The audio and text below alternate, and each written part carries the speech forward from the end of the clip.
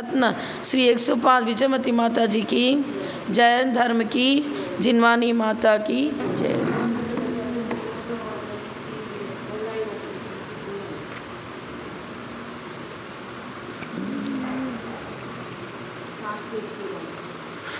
कीर्त्या महत्या भुवि वर्धमानं त्वां वर्धमानं स्तुतिगोचरत्वं निनीशवस्मो वयमद्य वीरं विशीर्णदोषाशय पाशबन्धम्।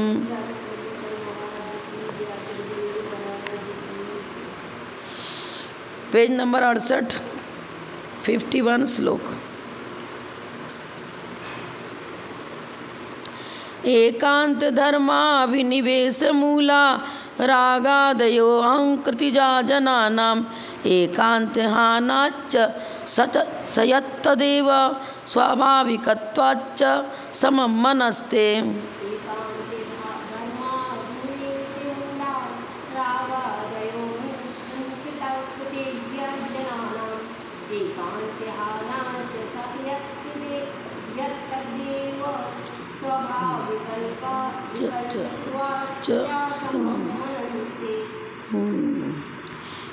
वस्तु एक धर्मात्मक, एकांत मने अंत का अर्थ होता है धर्म।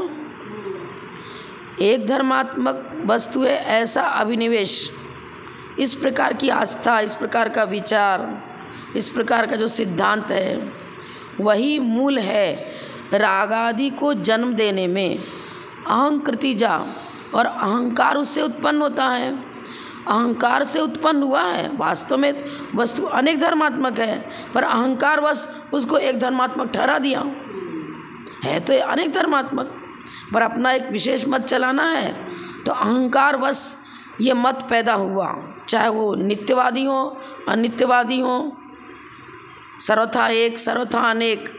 ये जो सिद्धांत निकाला गया वो क्यों निकला? मेरा एक स्वकीय मत होना चाहिए। तो अहंकृति, अहंकार के वश जा मने उत्पन्न हुआ। जनाना मने लोगों के अंदर जो राग आदि उत्पन्न होते हैं और अहंकार आदि उत्पन्न हुआ, उसका मूल कारण क्या है? एकांत धर्माभिनिवेश। एकांत धर्माभिनिवेश माने मान्यता, अभिनिवेश माने आस्था कर, हम यही मानते, हठग्राहिता। हमारा अभिनिवेश, हमारा विचार, हमारा सिद्धांत यही है।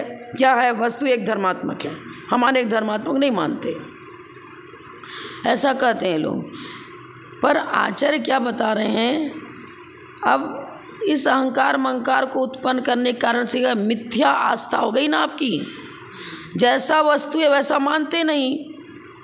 एकांत हानात, यदि एकांत को की हानि होने से, वस्तु के एकांत की हानि माने वस्तु को अनेक धर्मात्मक मानो, तो वस्तु का जैसा स्वाभाविक रूप है वैसा ही हमारे सामने उपस्थित होगा, वैसे ही मेरी आस्था बनेगी, वैसा ही ज्ञान होगा, वैसी ही चर्या बनेगी। तो क्या होगा? साम्य भाव, अंतःस्थल में साम्य भाव प्रकट होगा, और साम्य भाव प्रकट होने पर भी समाधि होगी और वही मोक्ष का कारण बनेगा। वस्तु को अनेक धर्मात्मक मानना ही पड़ेगा, क्योंकि वास्तु का स्वाभाविक रूप वैसा ही है। पर अब अहंकार बस मिथ्याभिनिवेश के वशीभूत होकर के लोग, अन्य लोग जो है ना, वस्तु को एक धर्मात्मक मानने लग गए। इसका भावार्थ पढ़िए। देखो, जिन लोगों का ऐसा ख्याल है, विचार है, मतलब क्या विचार है? जीवादि वस्तु का अनेकांतात्मक रूप से निश्चय होने पर स्वात्मा की तरह परमात्मा में भी राग होगा। ये क्या कर रहा है? जैन मत का खंडन कर रहा है। क्या कर रहा है कि यदि वस्तु को अनेक धर्मात्मक मानोगे तो जिनेंद्र देव भी अनेक धर्मात्मक हो गए, और संसारी जीव हम जो है ना, छद्मस जीव, वो भी अनेक धर्मात्मक हो गए, सिद्ध भगवान भी अनेक धर्मात्मक हो गए, सब तो एक जैसे हो गए। तो जैसे अपने में राग विशेष होता है, वैसे परमात्मा में राग करोगे तो राग गया कहाँ तुम्हारा?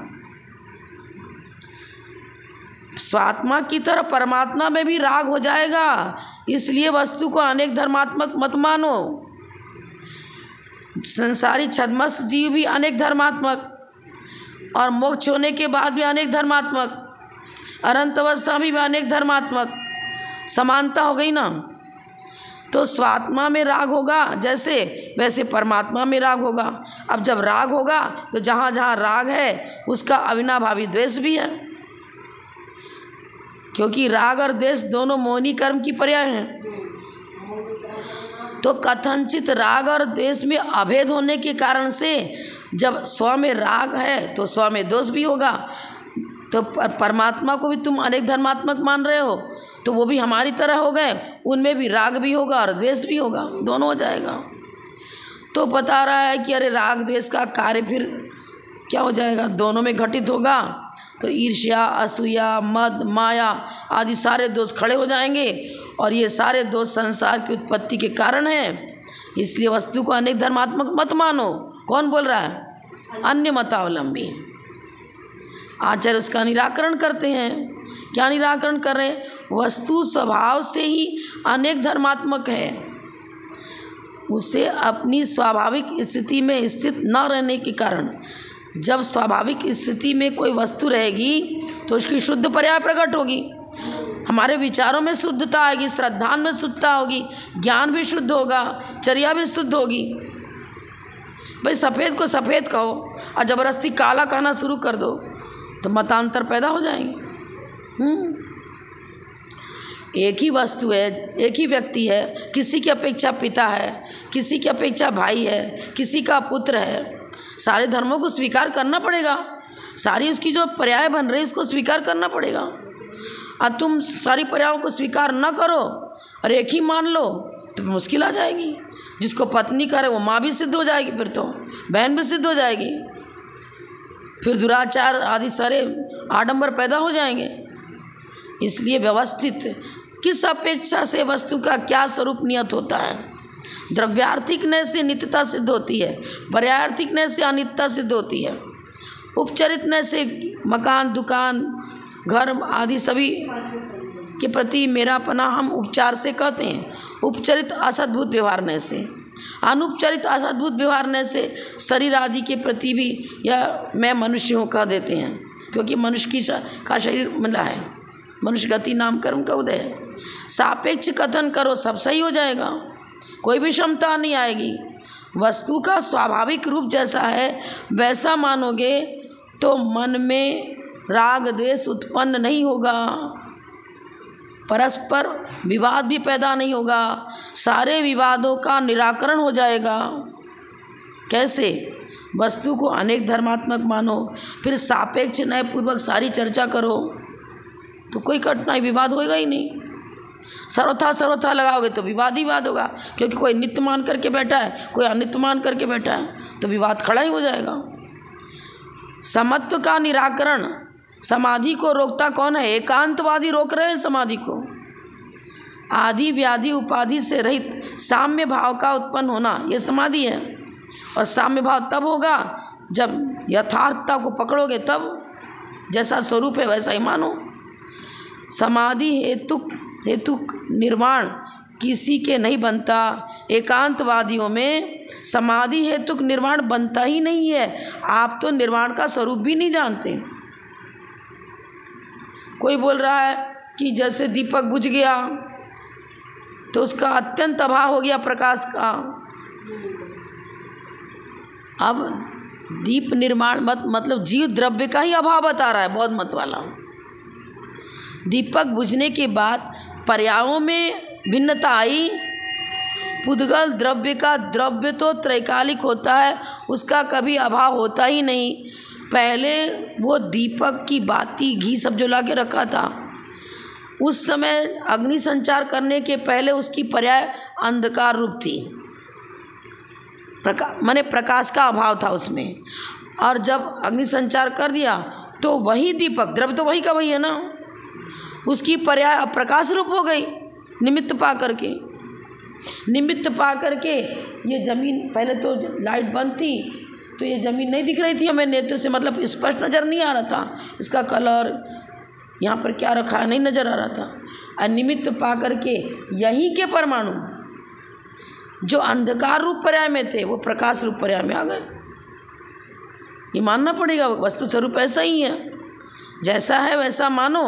तो विचारधाराओं में कहीं आपस में विवाद भी नहीं होगा और समीचीन श्रद्धा, समीचीन ज्ञान, समीचीन चर्या बनेगी और रत्नत्रय की एकता पूर्वक मोक्ष होगा। पर राग द्वेष को उत्पन्न करने वाला कौन है? जो मन समता का निराकरण करता है। समता का निराकरण, समता कब आएगी? समता का मतलब यथार्थ स्वरूप को पकड़ें। जब किसी व्यक्ति ने सिद्ध कर दिया कि देखो ये इनकी अपेक्षा से तो पिता है, इनकी अपेक्षा से भाई है, इनकी अपेक्षा से पुत्र है, तो हाँ बिल्कुल सही कर रहा है। और कोई कहेगा नहीं सर्वथा पिता ही है, अरे कैसे सर्वथा पिता है? दूसरा खड़ा हो जाएगा मेरा तो भाई है ये, उसका पिता कहेगा मेरा तो पुत्र है, अब विवाद खड़ा हो गया ना। अब सापेक्ष चर्चा करेंगे तो कोई वाद नहीं होगा। तो वस्तु को अनेक धर्मात्मक मानोगे तब तो सापेक्ष चर्चा होगी। राग द्वेष आदि जो मन की समता का निराकरण करते हैं एकांत धर्माभिनिवेश मूलक हैं। एकांत धर्माभिनिवेश माने हमारी जो आस्था, हमारे विचार का व्यापार, हमारे मन का व्यापार ये हो रहा है। सांख्य मत वाले कह रहे हैं कि नित्य ही है, उनका अभिनिवेश इस प्रकार हो गया। बौद्ध खड़ा हुआ, वो बोल रहा है नहीं अनित्य ही है। दोनों ही एकांत धर्माभिनिवेश में आएंगे क्योंकि एक एक मान रहे हैं। एक मात्र सामान्य को मान रहा है, विशेष को नहीं मान रहा। कोई सामान्य विशेष दोनों को मानता है, फिर दोनों धर्मों को बिल्कुल प्रदेश भेद पूर्वक अलग अलग स्वीकार कर रहा है। सब एकांत धर्माभिनिवेश मूलक हो गए क्योंकि वस्तु का जैसा स्वरूप है वैसा नहीं मान रहे हैं। एक कह रहा पिता ही है, एक कह रहा पुत्र ही है, एक कह रहा भाई है। अरे ही मत लगाओ, सापेक्ष कथन करो। किसकी अपेक्षा से पुत्र, किसकी अपेक्षा से भाई, किसकी अपेक्षा से पिता, सापेक्ष कथन करो। अनेक पना उसी व्यक्ति में घटित हो रहा है, इसको स्वीकार करना ही पड़ेगा। और प्रत्यक्ष में लोक व्यवहार भी इसी प्रकार चल रहा है। बेटा अपने पिता को पिता ही कहता, भाई नहीं कहता। पर उसके पिता के जो भाई हैं वो उनके परस्पर में भ्रातृत्व भाई का ना संबंध है।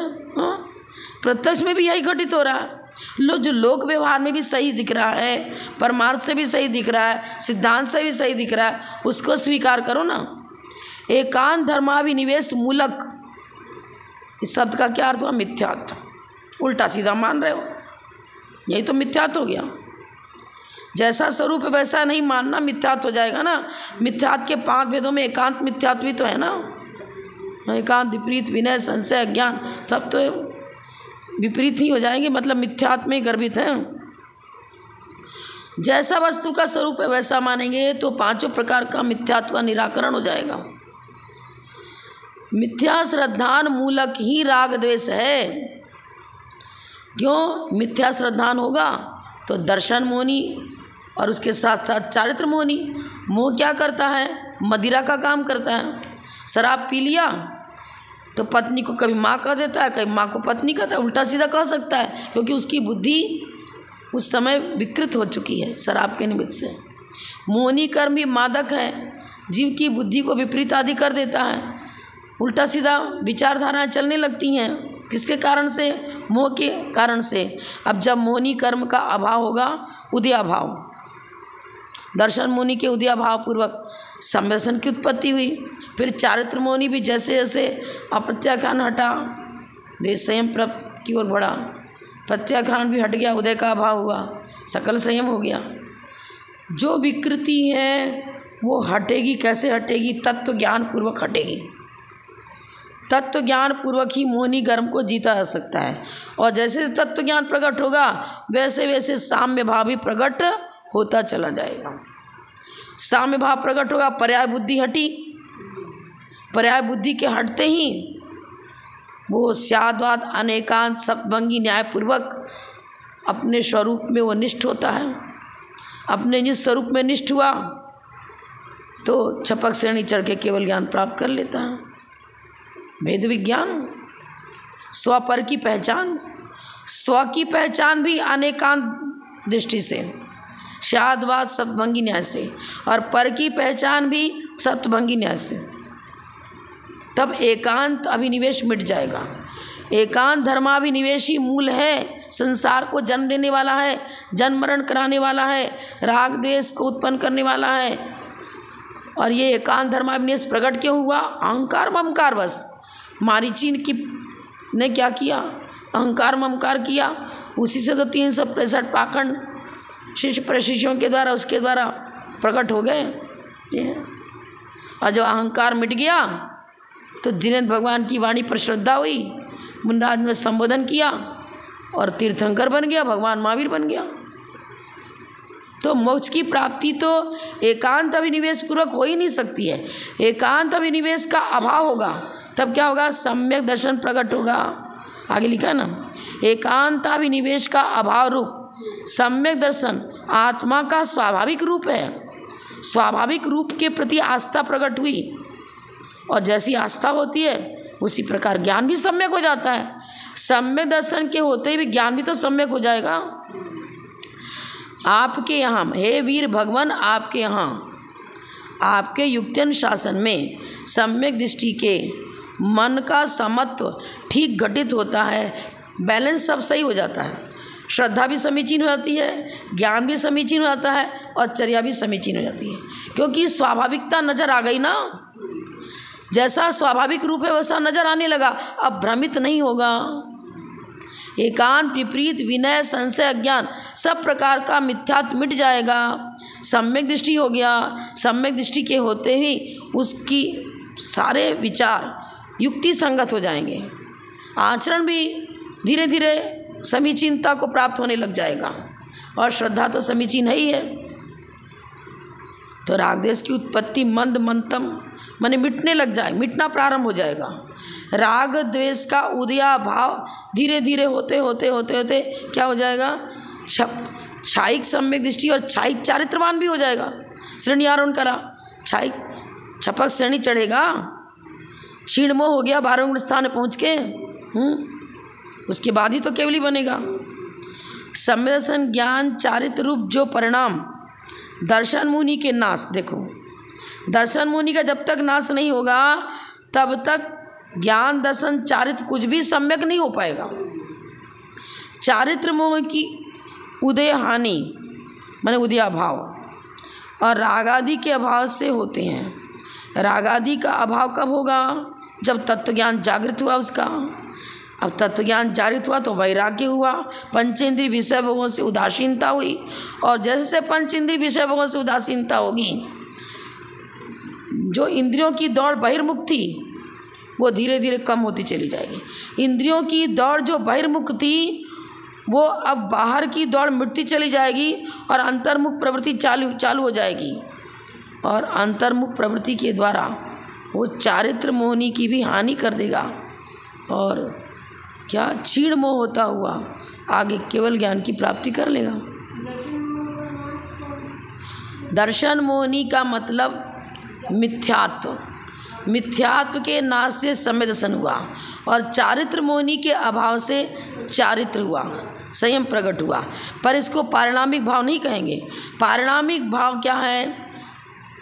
जीव भव्यावत्वानि च, जीवत भव्यत्व और अभव्यत्व। इसमें कर्म के उदय उपशम क्षय उपशम की अपेक्षा है ही नहीं। पर चारित्र मोहनी के क्षय से छायिक चारित्र हुआ, दर्शन मोहनी के क्षय से छायिक सम्यक दर्शन हुआ। क्षय उपशम आदि की अपेक्षा रखता है, उसको पारिणामिक भाव नहीं कहेंगे। पारिणामिक भाव किसको कहेंगे? जो कर्म के उदय उपशम क्षय उपशम की अपेक्षा नहीं रखता है। जीवत्व हुआ, शुद्ध जीवत्व, जीवत्व भव्यत्व अभव्यत्व। अब जिसमें सम्यक दर्शन प्रकट करने की योग्यता है उसे भव्य कहते हैं और जिसमें सम्यक दर्शन प्रकट करने की योग्यता नहीं है उसे अभव्य कहते हैं। और जीवत्व का मतलब चेतना, जिसमें चेतना जानने देखने की शक्ति पाई जाए उसे जीव कहते हैं। यहाँ कर्म के उपशम क्षय उपशम की अपेक्षा नहीं है, क्योंकि एक केंद्रीय पर्याय में पड़ा हुआ सूक्ष्म निगोदिया जीव भी जीवत्व को लिए हुए हैं, भव्यत्व को लिए हुए हैं। और यदि अभव्य है, दोनों में से एक रहेगा, तो अभव्य है तो उसमें अभव्यता भी त्रैकालिक रहेगी, जीवत्व भी त्रैकालिक, भव्यता भी त्रैकालिक और अभव्यता भी त्रैकालिक। लेकिन छायिक सम्यक छायिक चारित्र त्रैकालिक नहीं है। सम्यक दर्शन भी त्रैकालिक नहीं है। पहले मिथ्यात्व में था, तब तो मिथ्यात्व का नाश किया, अब छायिक सम्यक दृष्टि बना। ये चीज़ है, ये सही दे रहे हैं। चौथे गुण स्थान में कौन पहुंचा? जो मिथ्यात्व का उदय भाव कर चुका है वो। जीवत्व तो पहले गुण स्थान में भी था, दूसरे में भी है, तीसरे में भी है, और केवली बन गया, सिद्ध बन गया तब भी है। अब भव्यत्व को लो तो भव्यत्व कब तक है? जब तक वो सिद्ध अवस्था को प्राप्त नहीं किया तब तक। जब तक सशरीरी है तब तक संसारी जीव माना जाता है। मोक्ष होने के बाद एक भव्यत्व का मतलब रत्नत्रय को प्रकट करने की योग्यता। अब सील के 18,000 भेद प्रकट हो गए, द्रव्य कर्म, नो कर्म, भाव कर्म सबका अभाव हो गया, तब अब भव्यत्व संज्ञा समाप्त हो गई। रत्नत्रय को प्रकट करने की योग्यता, पहले तो कि डॉक्टर बनने योग्य है, अब पूरा डॉक्टर बन ही गया, अब योग्य थोड़ी कहेंगे।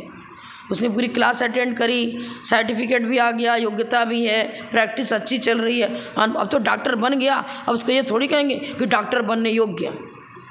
आरिका बन गई, अब ये थोड़ी कहेंगे कि आरिका बनने योग्य। कार्य होने के बाद थोड़ी उसको योग्य कहेंगे भाई। कार्य हो गया, अब खिचड़ी बन गई, अब उसको बनी बनी खिचड़ी को थोड़ी कहेंगे खिचड़ी बनने योग्य। अरे बन चुकी है, तो जब पक रहा था तब कह रहे थे कि योग्य है, कच्चा दाना अभी उसके अंदर है, अभी पूरी तरह बनी नहीं है, ये है ना। जब ही तो औपसमिक चायसमिक औदैहिक भाव की चर्चा करी, तो और सभी को क्या क्या जीव तत्व की व्याख्या में ये सारी पर्याय आएंगी। औपसमिक उपसम सम्यक दृष्टि भी में भी जीवत्व घटित हो रहा है ना, क्योंकि ये सारे परिणाम जो हैं जीव के ही बन रहे हैं, चाहे औपसमिक हो, चायिक हो, छायोपसमिक हो, औदैहिक हो, जीव की परनिमित्त से होने वाली पर्याय हैं। आज जब वो पारिणामिक भाव की चर्चा कर रहे हैं तो साफ लिख रहे हैं, जो उदय उपसम क्षय क्षोभसम की अपेक्षा नहीं रखता है, तो जीवत्व तो पहले गुण स्थान में भी था और सिद्ध अवस्था हो गया तब भी है। अब भव्यत्व अभव्य में योग्यता की चर्चा है, तो जब सिद्ध अवस्था प्राप्त हो गई तो कार्य संपन्न हो चुका। अब भव्यत्व संज्ञा मिट गई, उसमें भी प्रागभाव बताएंगे, प्रागभाव बताएंगे पूर्व पर्यायों का सारा, अत्यंत भाव थोड़ी बताएंगे, क्योंकि स्वरूप है ना, अत्यंत भाव नहीं बताएंगे। अब वो कार्य होने के बाद पूर्ववर्ती जो प्रागभाव के रूप में जो पर्याय थी वो मिट गई।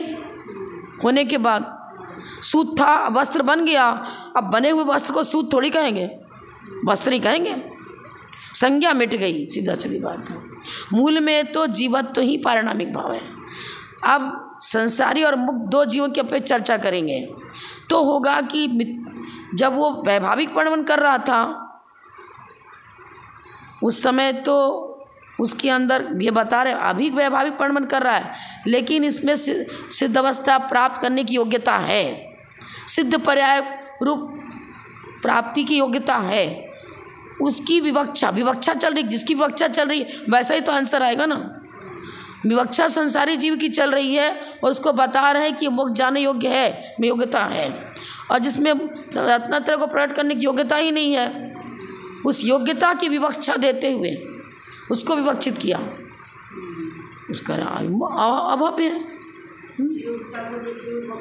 जीव में ही दो क्वालिटी हो गई ना, एक में रत्नत्रय प्रकट करने की योग्यता है, एक में योग्यता नहीं है, और वो योग्यता कर्मजन्य नहीं है, इसलिए उसको पारिणामिक कहा। रत्नत्रय प्रकट करने की योग्यता और योग्यता का न होना ये कर्मजन्य नहीं है, ये स्वरूप ही ऐसा है। ठूरा मूंग 9 मन काठ जलाओ तो भी न सीझे, तो उसका स्वरूप ही वैसा है। वो स्वरूपता अभव्य है और स्वरूपता अभव्य है। स्वरूपता भव्य, स्वरूपता अभव्य, जो स्वरूप होता वही तो पारिणामिक भाव बनेगा, कर्म के उदय उपशम आदि की अपेक्षा नहीं रखता। ये चीज़ का पूरा अर्थ इस पुस्तक से भी देख लो, एक ही बात है।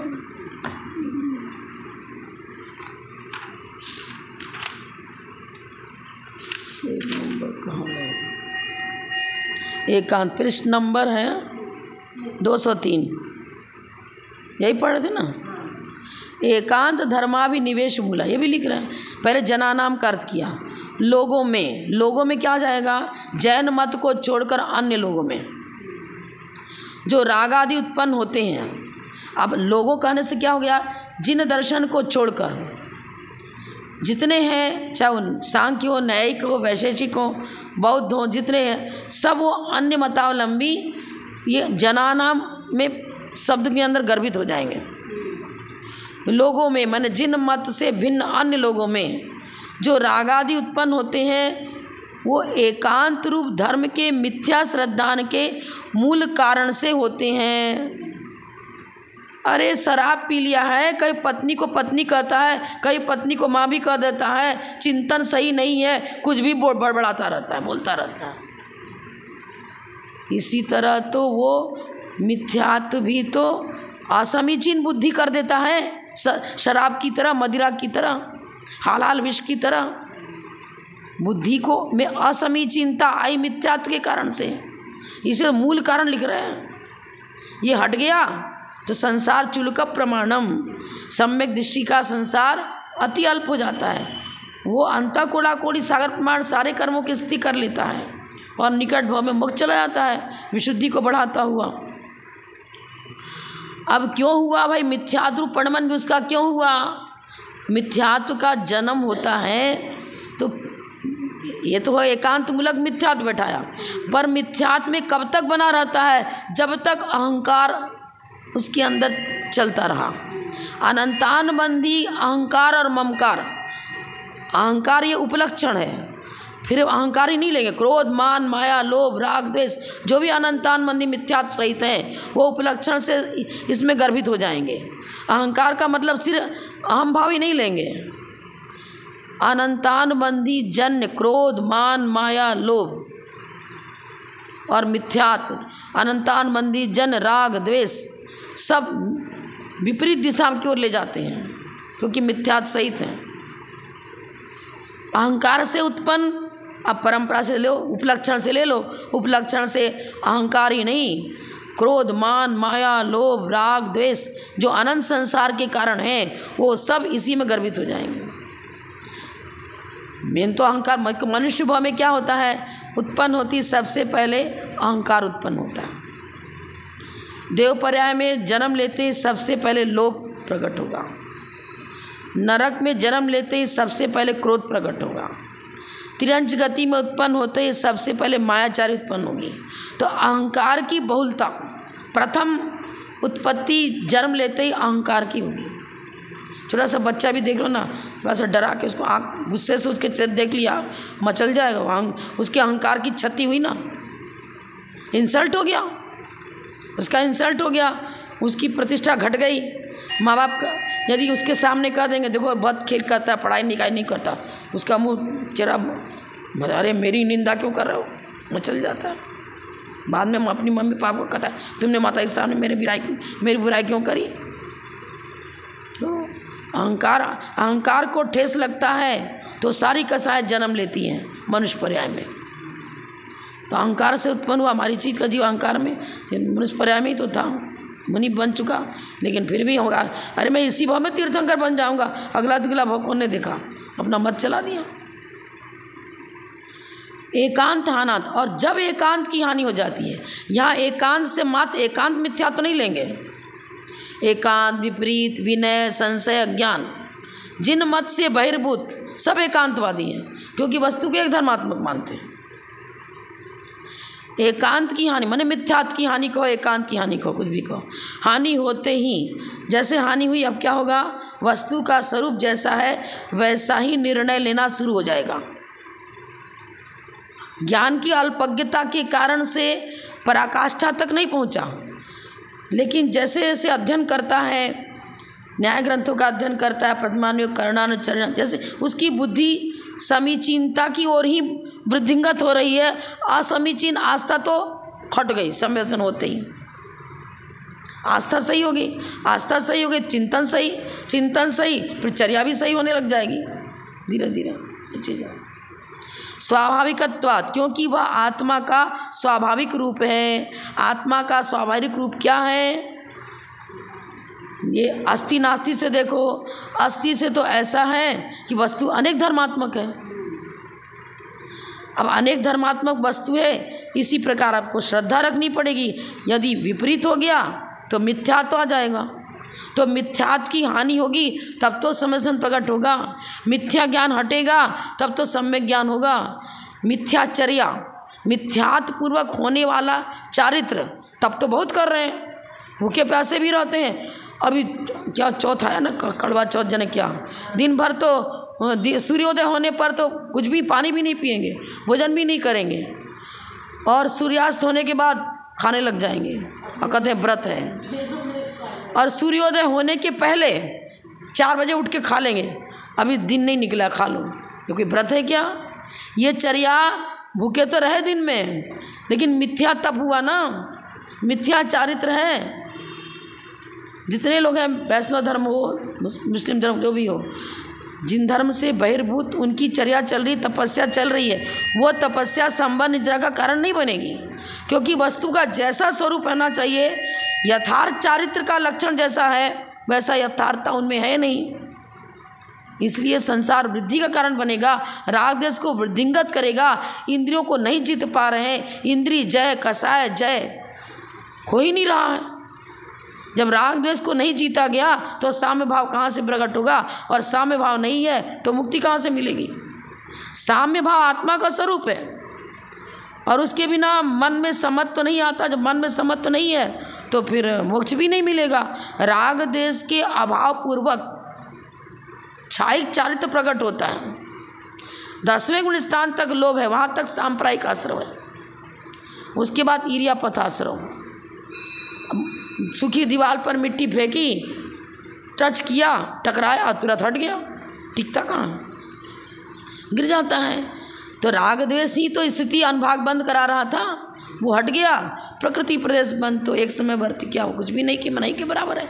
आप किंचित कर कुछ काम राग द्वेष को जन्म नहीं देगा, वो तो वीतरागता की ओर बढ़ रहा है, और तत्काल मिनटों में एक आँख की टिमकार में केवली बन जाता है। छीड़ मोह हुआ और तुरंत केवली भी हुआ अगले समय में, कोई तकलीफ ही नहीं है। तो एकांत, ये यही बता रहे, एकांत हानाच, एकांत की हानि होने से, यत माने जो जैसा है, जीव द्रव्य सर्वनाम शब्द है ना, जीव का स्वरूप जैसा है वैसा ही उसकी आस्था बनती है, पुद्गल का स्वरूप जैसा है वैसी आस्था बनती है। धर्म द्रव्य, अधर्म द्रव्य, आकाश द्रव्य, काल द्रव्य, जो जैसा जिस स्वरूप को, सामान्य और विशेष धर्म जिसमें जैसा पाया जाता है वैसी ही स्वाभाविकता नजर आने लगती है, वैसी स्वाभाविक श्रद्धा हो जाती है, स्वाभाविक ज्ञान हो जाता है, और ऐसा होते ही चर्या भी सही हो जाती है, और चारित्र ही उसकी संपत्ति बन गई, चारित्र की ओर बढ़ता चला गया। पहले समझन और ज्ञान दोनों साथ साथ हुए, समीचीनता तो साथ साथ ही होगी।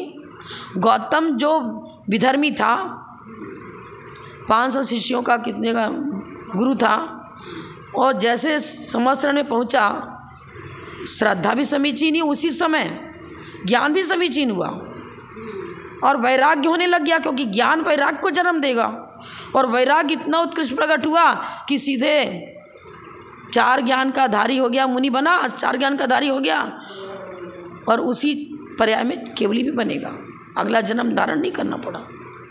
कितना लाभ हो गया। तो जब तक स्वाभाविकता का बोध नहीं होगा तब तक रत्नत्रय प्रकट नहीं हो सकता, और रत्नत्रय प्रकट नहीं हुआ तो मोक्ष कहाँ, यही नहीं। एकांत की हानि करो तो जैसा वस्तु का स्वाभाविक रूप है वही स्वाभाविकता जीवन में आ जाएगी, चर्या में आ जाएगी, आचरण में आ जाएगी, श्रद्धा भी स्वाभाविक हो जाएगी, और साम्य भाव प्रकट होते ही मन में जैसे साम्य भाव होता है फिर वही मुक्ति का कारण बनेगा। और वो क्या बोलता था कि तुम एक अनेकांतवाद में अनेकांतवाद राग द्वेष को जन्म देता है। कौन? परमत वाले कह रहे थे, बताया ना इसमें, देखो। हाँ, कि फिर क्या होगा, जैसे हम वैसे ही परमात्मा, दोनों एक जैसे हो गए। हम भी रागी देसी, जब एक जैसा दिखा रहे हो, हम भी अनेक धर्मात्मक, वो जिनेन्द्र देव भी अनेक धर्मात्मक, सिद्ध परमेश्वरी भी अनेक धर्मात्मक, तो आप एक जैसा दोनों को ला रहे हो, तो हमारे अपने प्रति हमें राग द्वेष प्रकट होता है, तो परमात्मा भी रागी द्वेषी हो गए, सकल परमात्मा और निकल परमात्मा सब रागी द्वेषी हो गए। अब राग द्वेष का निराकरण हुआ कहाँ? इसलिए एक धर्मात्मक मानो। कौन बोला? परमत वाला। हमारे आचार्य करे, अरे पीलिया हो गया तेरे को, पीलिया रोग, सफ़ेद वस्तु पीली नज़र आ रही है, जो यथार्थ है उसको तू अयथार्थ ठहरा रहा है, और जो अयथार्थ है उसको यथार्थ ठहरा रहा है, तो गलत तुम हो। आचार्य बता रहे हैं, जैनाचार्य। एकांत धर्म का अविनाश तो ये लोक व्यवहार में भी घटित नहीं हो रहा है। पुत्र पिता को पिता कहता है, भाई नहीं कहता। उसका भाई उसको भाई कहेगा।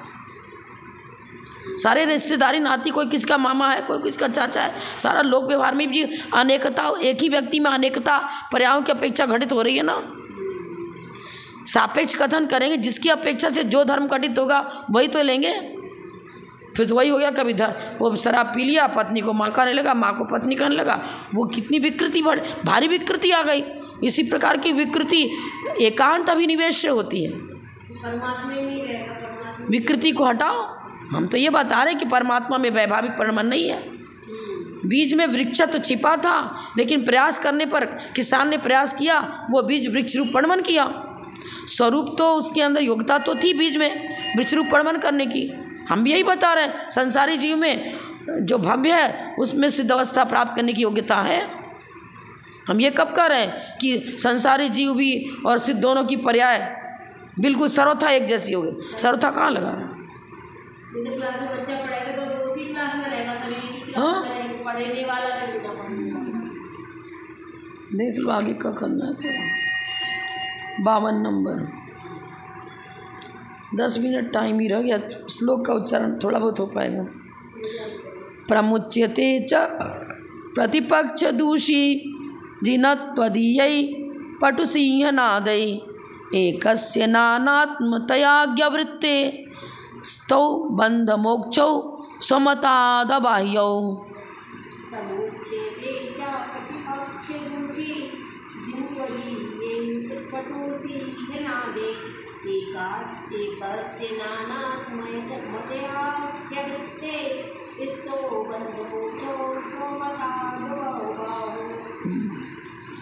अब फिर परमत वाला फिर जैन मत को खंडित करना चाह रहा है। कह रहा है तुम अनेकांतवादी हो। अनेकांत भी तुम्हारा अनेकांत रूप है। अनेकांत भी अनेकांत में गर्भित है। अब क्या हुआ? राग द्वेष का सर्वथा अभाव तुमने कहाँ किया? मोक्ष के अभाव में बंध की कल्पना भी नहीं बनेगी। फिर तो अनेकांत भी अनेकांत है, इसका अभिप्राय जैनाचार्य सही रूप में बताएंगे, लेकिन वो तो आक्षेप कर रहा है। क्या आक्षेप कर रहा है? देखो, दोनों पुस्तकों से देखेंगे अपना।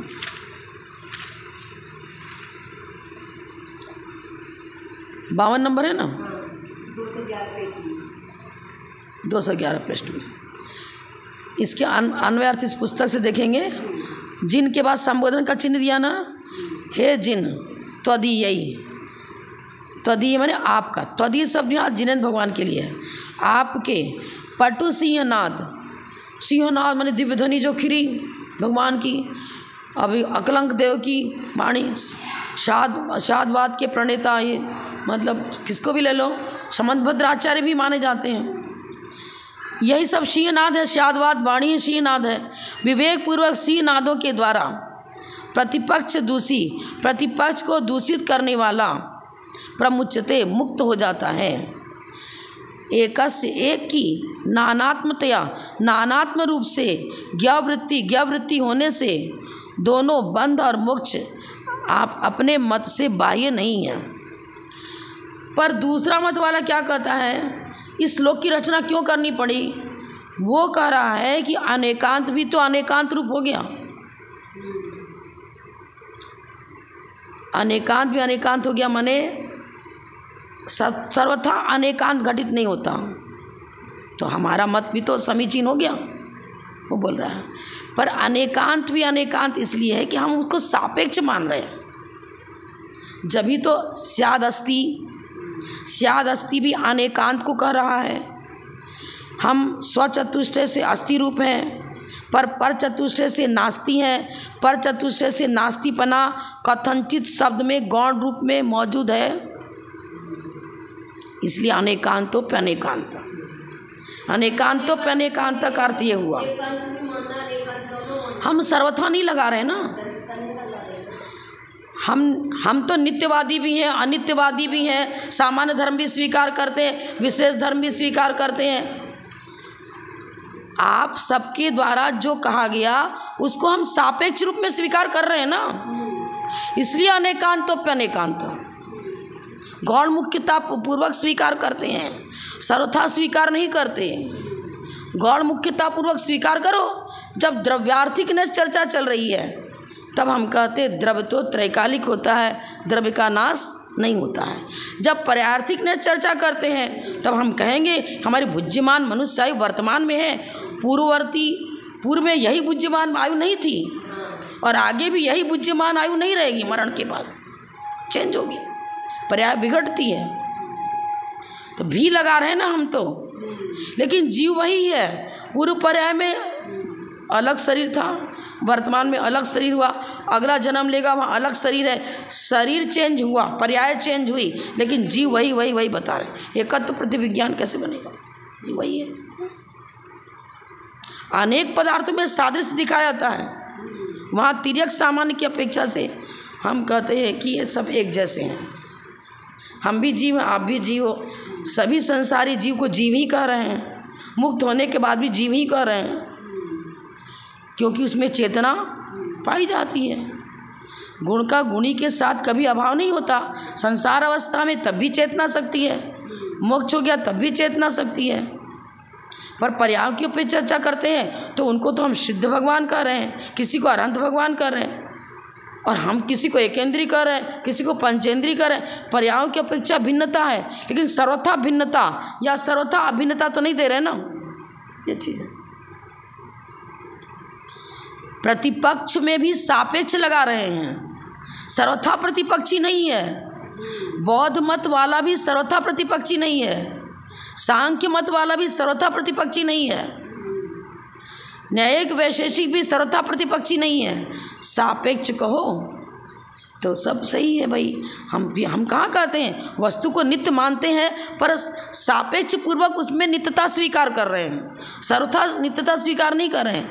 बौद्ध मत वाला अनित्य मानता है तो हम कह रहे तुम्हारी बात किसी अपेक्षा से हम भी सही मान रहे हैं, पर्यायों की अपेक्षा से अनित्यता हम स्वीकार कर रहे हैं, सर्वथा तुम्हारा बहिष्कार हम कहाँ करते हैं? नहीं कर रहे हैं। हम अनेकांत भी अनेकांत है, पर अनेकांत में सर्वथा विशेषण नहीं लगा रहे हैं।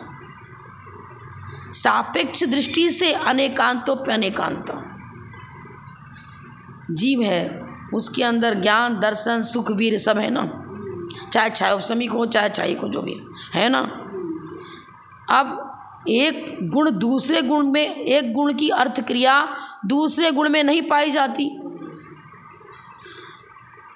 तो सबसे पहले अनेकांत ये हुआ कि वस्तु अनेक धर्मात्मक है, पर प्रत्येक धर्म की पर्याय तो नाना बन रही हैं। ज्ञान गुण की पर्याय जब मिथ्यात्व अवस्था में था तो मिथ्या दर्शन, मिथ्या ज्ञान, मिथ्याचारित लग रहा था, मिथ्या लग रहा था। ज्ञान गुण की पर्याय मिथ्या ज्ञान कहला रही थी। समयसन होने के बाद सम्यक ज्ञान हो गया, फिर और उसका संयम की ओर बढ़ता चला गया। अब बताओ, उसका ज्ञान अवधि ज्ञान भी प्रकट हो गया उसको, फिर मनापर ज्ञान प्रकट हो गया, और फिर तो ये छायोपशमिक ज्ञान ही नहीं रहा, छायिक ज्ञान हो गया।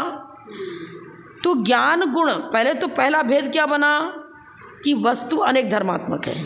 अनेक धर्मों में हमने ज्ञान गुण की चर्चा प्रारंभ करी, अब ज्ञान गुण में भी अनेक पर्याय बन गई तो अनेकांतों पे अनेकांत हो गया। भेद में प्रभेद, प्रभेद में फिर प्रभेद।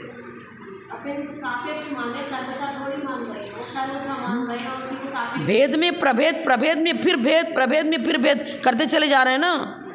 अवधि ज्ञान भी एक प्रकार का थोड़ी है, देशावधि, परमावधि, सर्वावधि, देशावधि के भी अनेक भेद, देशावधि की भी अनेक भेद, तारतम्य रहेगा ना चौपसम का।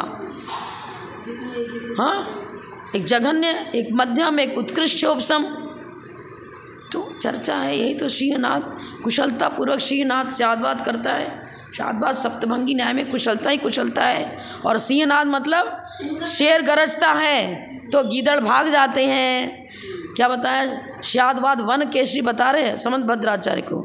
समंतभद्र समायाता शादवाद वन केसरी, पलायध्व रे रे तार्किक दिग्गज, समंतभद्र समायाता शादवाद वन केसरी। वन व्याध केसरी कहो चाहे सिंह कहो, एक ही बात है। क्योंकि वस्तु व्यवस्था हर प्रकार से समीचीन है, उसमें खंडन, उसका खंडन करने की ताकत अन्य मत में है ही नहीं।